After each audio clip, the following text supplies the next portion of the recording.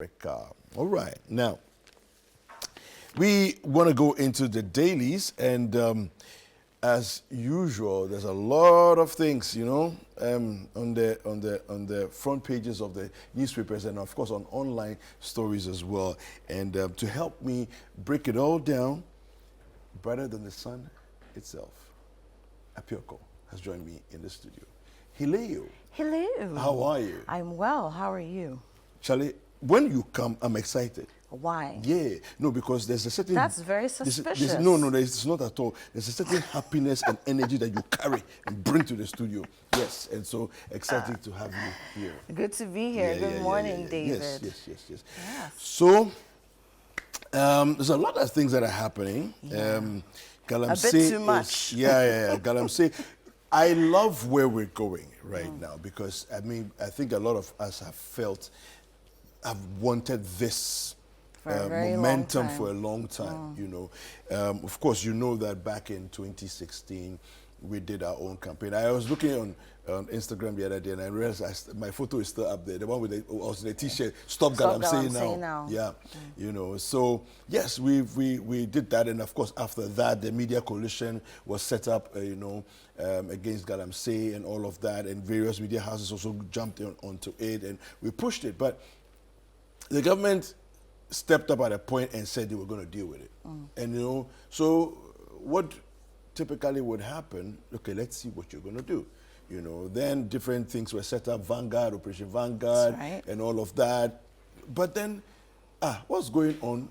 They went to sleep. Everybody, everything just died, and we assumed they were working. They were not working. They were pillaging, and the waters were getting murkier and dirtier, and it seems to have found a new life, you know, and this feels very organic, and it's spreading like wildfire. It is. Right now, over 30 different organizations have jumped on it and are saying, ban. Exactly. Ban now. Just ban now. Ban now. But guess what? In typical fashion, government is trying to entrench its feet. No, but I mean, you know, this, like you're saying, this is what we've wanted to see for a very long time. Yeah. We've wanted to see Ghanaians stand up, rise up, and say, this is not good for us. We don't want it. Do something about it. You know, and I think that if we keep putting the pressure, then what needs to be done will be done. Yeah. Because you mentioned 2016, we moved to 2017. At that time, people in the cities couldn't care less because they really didn't understand. You know, when something doesn't affect you, directly, or you're not seeing it directly, that, you know, you don't really understand what's going on. I mean, we talk of that time, and I remember we had reporters who would go into the Galamasey communities. They would, you know, so when everything started happening and the media coalition was formed and all that, we'd go and fetch water from some of these rivers. You know, we did that once, and we had a bottle for about a year. Precisely. And the bottle was still murky. Yes, and then over time, when Operation Vanguard started, then Peter Mewu, you know, was in the seat as a minister, going around and whatnot. Then we would see the water clearing because people were getting scared to do Galamasey. And then, like you said, we went to sleep. Let it all go. So, I think that if we keep putting the pressure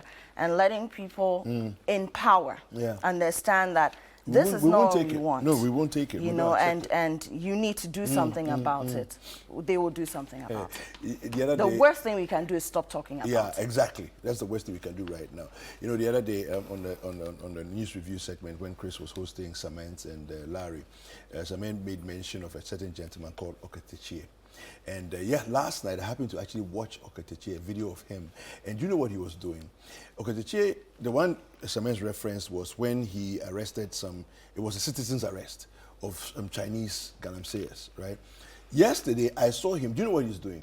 He's now finding the financiers and the kingpins behind those who are in the field, and he's calling them out on air, mentioning their names and putting their phone numbers out and calling them out on air. And he's very aggressive. Like, he's like, no, we're not taking this thing. And why not? Yeah, you see, and because why not? It's like if you don't do that. Why not? If that's the price we have to pay to save some lives. I'm telling you. You know, to prevent us from having these birth defects that we're hearing about and all that. Then, I mean, let's do it. Yeah. Let's do it. Okay. Okay, I have the Ghanaian Times here. And Listen to this. Illegal mining menace. Government orders action against Galamasey. Okay. Pushes regional ministers, RegSecs, to intensify enforcement efforts nationwide. Okay. And there's a picture of Mr. Samuel Bujinapor there, you know, and I mean, look, this is where it begins. This is where it begins. And we want to see more momentum on this. Then we have here as well, support government to build resilient economy, maintain peace ahead of December polls, says the Labour Minister. Okay. Allen and 2 others filed nominations to contest December 7 presidential election. So that's there as well. Then, Organized Labour Associations, CSOs, join call to combat illegal mining. So just as we were saying, everybody is jumping on the bandwagon, as we should. As we should, and absolutely. Let's just keep the momentum. Keep the momentum. That's what it is, keep the momentum. Yeah. You know, when they say government is, we are the government, this is what it means. Absolutely. Yes. The Daily Graphic is very interesting. It says here, more groups rise against Galamasey, and it has photographed the Catholic Bishops' Conference. Most Reverend Matthew Kwesi Jemfi is the president. Then he has the Media Coalition Against Illegal Mining. Of course, Dr. Kenneth Bay is there. And then Kenneth Kumpson, the Deputy Secretary General of the Ghana Federation of Labour. They were on with Point of View yesterday with Bernard Avle. And so now, because I remember Bernard had asked the question, where is the Ghana Federation of Labour? Where is the TUC? Right. We want to hear you. And this was on CBS yesterday, you know. So it's great to see that they've all jumped on board now. And I have a feeling that that step is going to only encourage and embolden more people to say, you know what, it's time. Let's jump on this. I'm sure it will. And you know, sometimes people feel as though they don't have the right to speak about certain things. And I want to remind every Ghanaian, you know, every citizen of Ghana who is watching us, home and abroad, that you have a voice and you should use it. Use your voice. If something is happening in the community, in the society, in the country, it's bad for us. It's going to cause us grave repercussions. You need to speak up about it. Let's stop worrying about which politician will see us and blacklist us. Those conversations are happening in corners. These are the things that make people cower. No, you know, no. We need to be bold and speak up against what is wrong, because what is wrong is wrong. That is it. Absolutely. And we have the Chronicle here.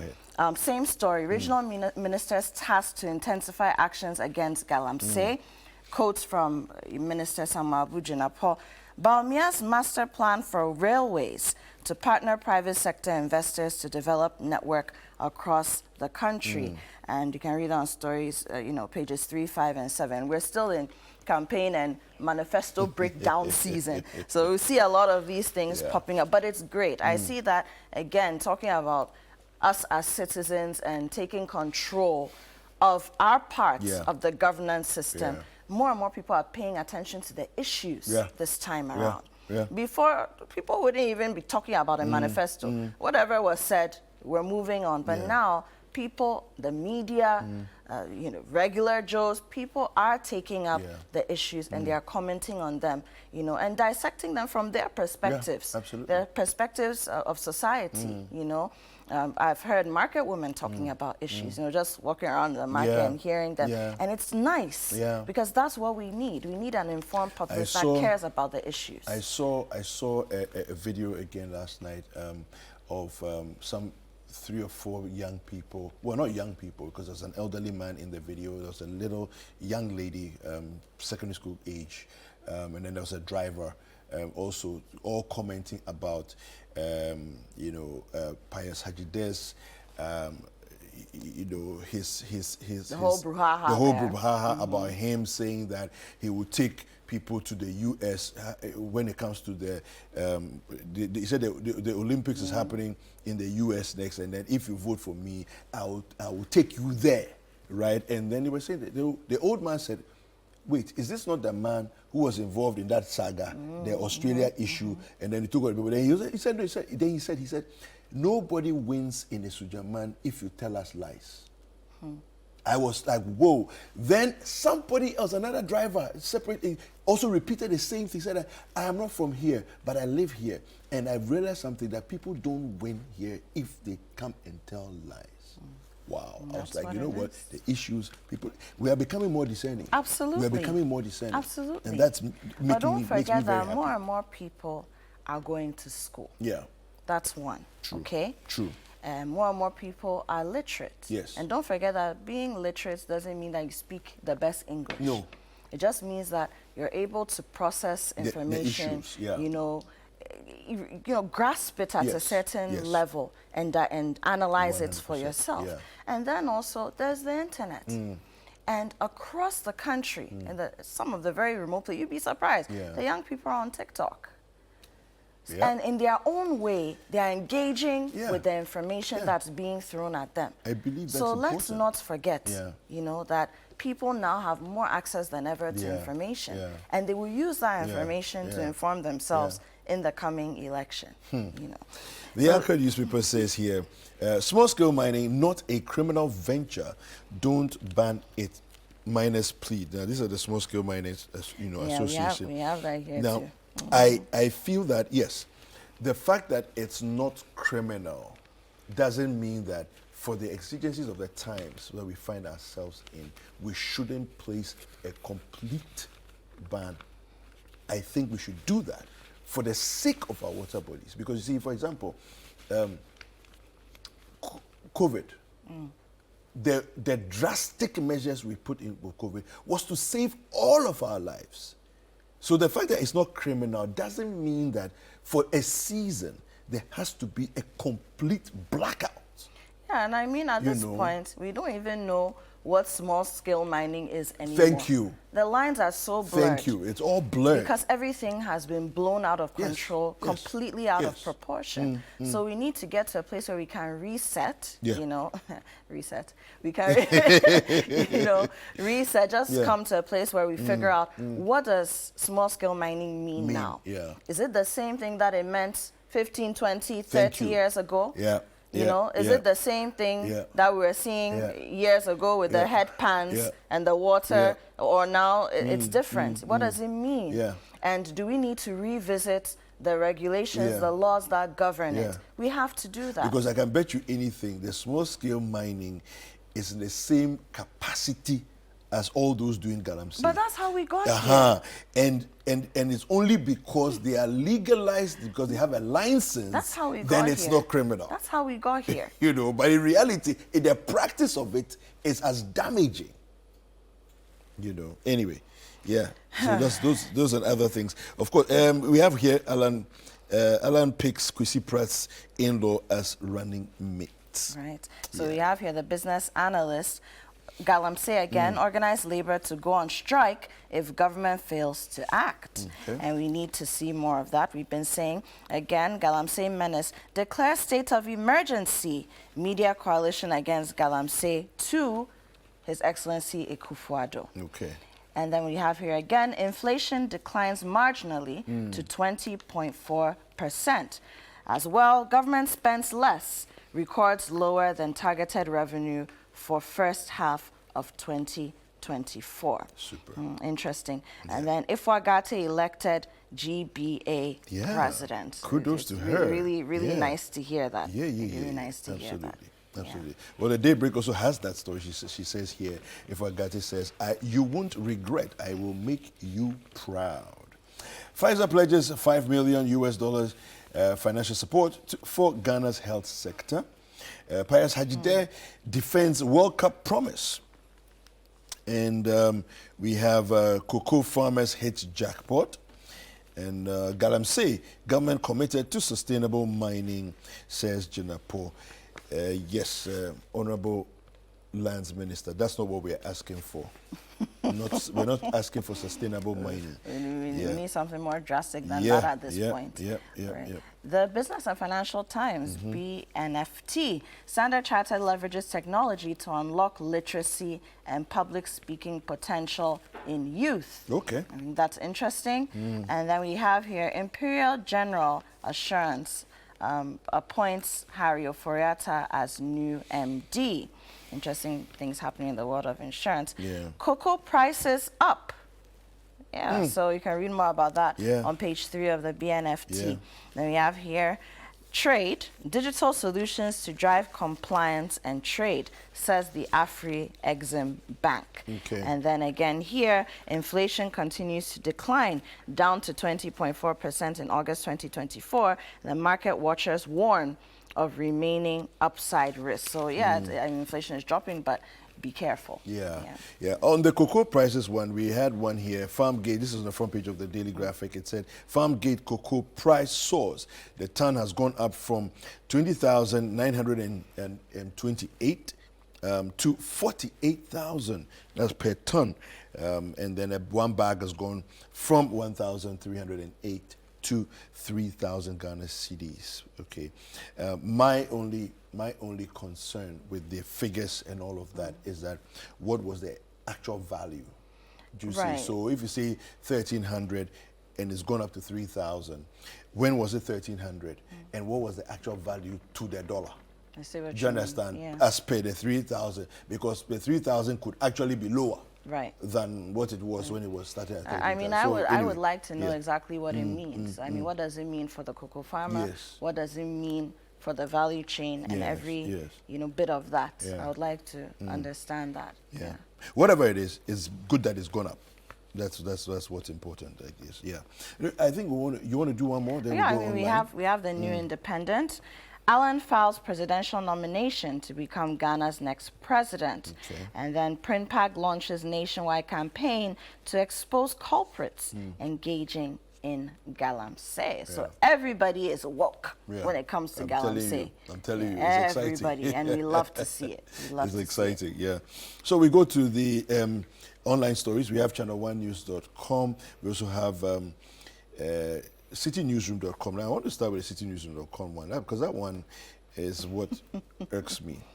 It says, Galamasey, declaring a state of emergency is draconian and far-reaching. This is coming from the Lands Minister. Now, let me tell you what he's saying here.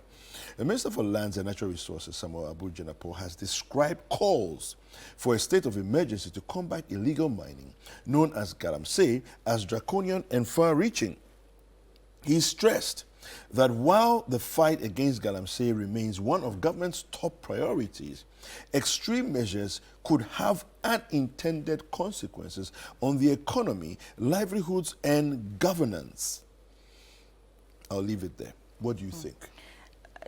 So I keep saying that sometimes it's, and let's be objective here, it's easy for those of us who are not sitting in certain seats to think that certain measures taken for certain things are, so I don't know why he's saying that. I don't know what kinds of economic implications, negative economic implications he feels may be a result if we did declare a state of emergency against Galamasey. I don't know. But from where we sit, all we are saying is something drastic needs to be done. And we believe that we have reached, look, we're dealing with an environmental crisis at this moment. We're dealing with a health crisis. And the health crisis is on many levels. And it's very easy to discount that. Yes, we're talking about the children who are being born with defects because their mothers would have taken in water from these water bodies that have been polluted with all the chemicals that are being used to mine this gold illegally. Then there's also the inhalation of some of the things. Don't forget, chemical reactions happen. When you put a chemical into water or onto a certain surface, even when you can't see it, at the molecular level, reactions happen. And sometimes fumes, all sorts of things are released into the air, and you're breathing and you don't even know. And I don't even think we've begun to assess that aspect of it. So now we're seeing birth defects. And mind you, we were warned about this 3-4 years ago that this could happen. Now you come again. Ghana Water Company, we've been saying it. They keep talking about how they're spending more and more money to purify the water that comes through our pipes. Now, that means that cost will be passed on to us. But beyond that, they have to use more interesting chemicals again to get the water to the point where it's going to be good enough for our bodies, for those who have to drink it, for drinking. And not everybody can afford pure sachet water and mineral water bottles. Thank you. Let's remember that not everybody in this country can afford that. To have stacks of pure water, sitting in bags, or water dispensers in their homes. Not everybody has that. Let's remember this. And mind you, for people who are watching on Channel One TV, if you want to understand what we're saying in terms of not everybody, because sometimes it's very easy to dismiss your privilege. You dismiss your privilege because you don't realize that actually you are privileged, right? When you see a little girl scooping water from a river that's dirty and she's drinking, that's what she has available to her. Exactly. Nature's own. That's what she has available to her. And so we can't allow that to become normal. It's unacceptable. It is. It is. It's unacceptable. It is. And then don't forget the aquatic life. The organisms that are in the water. Body, and you see, when we think of aquatic life, sometimes you think that's only the fish we are going to eat with our kinky and, that's not all. There's life underwater, be it a river, a lake, an ocean, that also does things for the earth. That's why we talk about the ecosystem, ecology. This eats this, so that these diseases are not born. This does this. Certain organisms don't grow out of proportion and then end up affecting us in different ways. Now we have new diseases and all that, new breeds of different organisms. Look, it is very dire. And we are not thinking of all these things. So if we are sitting here saying, oh, there'll be economic repercussions, I beg, the minister should come again. He should break it down for us so that we understand. You may have your reasons for saying so, but as I always explain to us, don't come and give us blanket statements. Because your blanket statements do not address the real issues that real Ghanaians, real people are having to live with. And you are not living with those issues. On March 29th, 2020, you remember that season? The president said, and this was a tweet from his handle, we know how to bring the economy back to life. Absolutely. What we don't know how to do is to bring people back to life. I want to remind the lands minister that his president made that statement at the beginning of COVID when we didn't yet know the far-reaching implications of what COVID would do to the world. We didn't yet know. We only assumed, and we had started seeing signs in other places, but we took drastic decisions. In the Galamasey fight, we can already see what we have done, and where it's going to go is very easy to tell. And already the Ghana Medical Association, the Pediatric Association, all of them are coming out to say that, look, it's a problem that is in the waiting to happen. He should come again. And explain. And you see, we've highlighted this a little this morning about the fact that the populace is much more informed these days. So you can't just say things and leave them hanging. Explain to us. We deserve it. We deserve it because we are voting populace. This is a democracy. It's not an autocracy. Explain it to us. So you have to explain to us why something that we all stand at risk to be affected by negatively, right? Why we shouldn't want something drastic to be done about it. You need to explain to us why we haven't reached the level of state of emergency. Maybe we don't understand what the state of emergency is. If they feel we haven't reached there yet. Maybe we don't know what why we haven't reached there yet. And then give us the alternative. The alternative which makes sense, which is just as far-reaching to make sure that this thing is stopped dead in its tracks. Because we can't treat it as, let's break small. No, it has to be a punchy break. You understand what I mean? I like that. It has to be a punchy break. All right, thank you. Thank you very much, Appy. Thank you very much for coming through. Fantastic conversations. Thank you for having me. Well, sports is next.